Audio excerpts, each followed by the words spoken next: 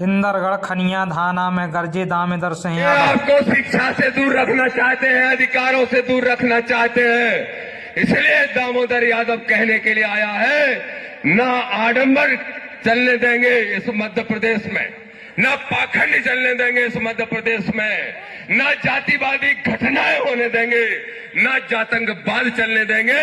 अगर इस मध्य प्रदेश में कुछ चलेगा तो जय भीम का नारा और चंद्रशेखर आजाद का नाम चलने का काम होगा। ये मैं कहने के लिए आया हूं। तैयार हो बोलो ये लड़ाई लड़ने के लिए?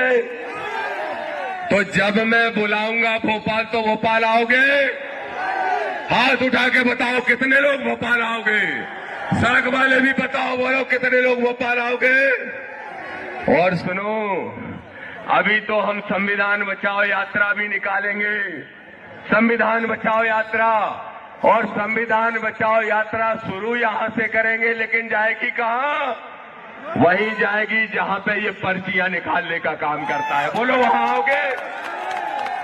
मेरे भाइयों, मेरे साथियों, प्रशासन के लोग कहते हैं कि भाई मानवता को कायम रखना, कानून व्यवस्था को कायम रखना, वर्ग संघर्ष की स्थिति ना बन जाए। तो मैं बड़े स्पष्ट तौर पर प्रशासन के लोगों से कहता हूं, और सुन लो मुख्यमंत्री मोहन यादव, आपसे भी कहता हूं, बोलो मोहन को भी सुना दें, दो बातें सुना दें। इस मंच से खुलेआम कहता है दामोदर यादव, सुन लो मुख्यमंत्री, जो इंदरगढ़ में ये कारवां इकट्ठा हुआ है, ये सिर्फ नहीं समय की, लेकिन फिर भी मैं समय में बात खत्म करने का प्रयास करूंगा। और मैं कहता हूं मेरे साथियों, नौजवानों, आदरणीय रविंद्र भाटी जी ने कहा कि दामोदर जी भगवान श्री कृष्ण के वंशज भी हैं। मैं रविंद्र भाटी जी ऐसे निवेदन करना चाहता हूं कि दामोदर यादव की अगर कोई पहचान है तो एक किसान बेटा के रूप में है, और दामोदर यादव की कोई पहचान है तो बहुजनों के लिए संघर्ष करने वाले एक नौजवान के रूप में है। और उसी पहचान को जारी रखते हुए मैं आज एक ऐतिहासिक बात घोषणा करना चाहता हूं, और ये घोषणा बहुत महत्वपूर्ण है मेरे मीडिया के साथियों, बहुत महत्वपूर्ण घोषणा है। दामोदर का जब नाम आता है तो दामोदर के नाम के साथ ही यादव जोड़ा जाता है।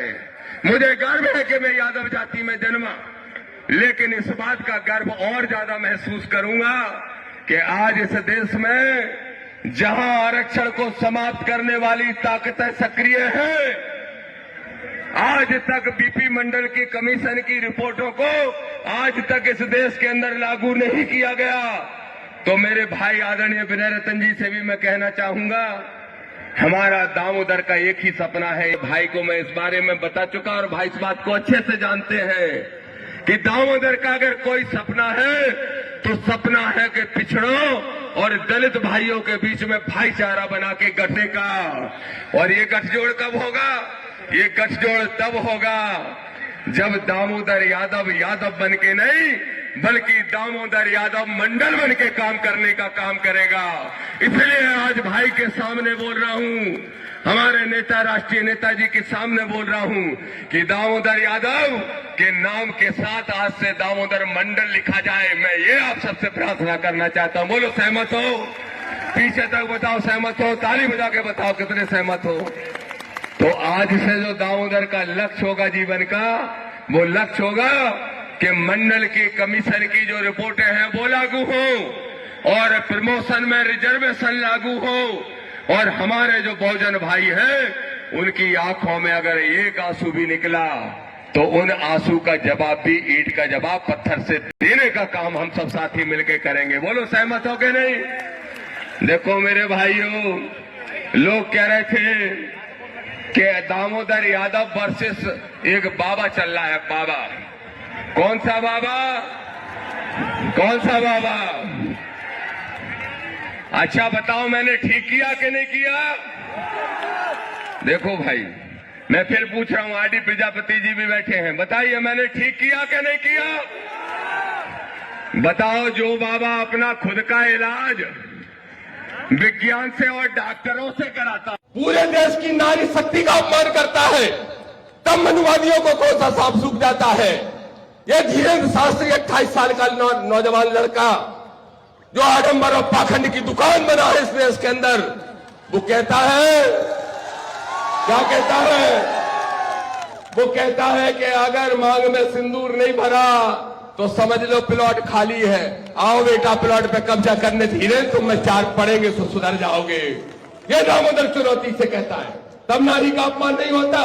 एक वो बैठा है लिपस्टिक लगा के कथा करता है मथुरा में, कौन सा आचार है, अनिरुद्धा, क्या नाम है, क्या कह रहा है, 25-26 साल में तो 4-4 जगह मुंह मार किया जाती है महिलाएं, तब महिलाओं का अपमान नहीं। और अगर संतोष ने बोल दिया कि सामाजिक समरसता के लिए रोटी बेटी का व्यवहार कर लो तो महिलाओं का अपमान, तो दामोदर यादव, विनय रतन और चंद्रशेखर आजाद का एक ही नारा, जो गरीब को, दलित को, पिछड़े को सताएगा, हम उसके साथ उसके भाई बन के खड़े होंगे, उसकी ढाल बन के खड़े होंगे। ये गलत क्या है, धार्मिक ग्रंथ है। मैंने कहा मनुस्मृति ने औरतों के बारे में बुरा से बुरा लिखा, हम सब बहुसंख्यक लोगों के बारे में, जिनको आप शूद्र कहते हो, उनके बारे में जीवन जानवर से बुरा देने का काम किया। तो बोले आप मनु महाराज को नहीं मानते। मैंने कहा अगर ढूंढे से मिल जाए तो उसको मुर्गा बनाने का काम कर देंगे उस मनु को। अगर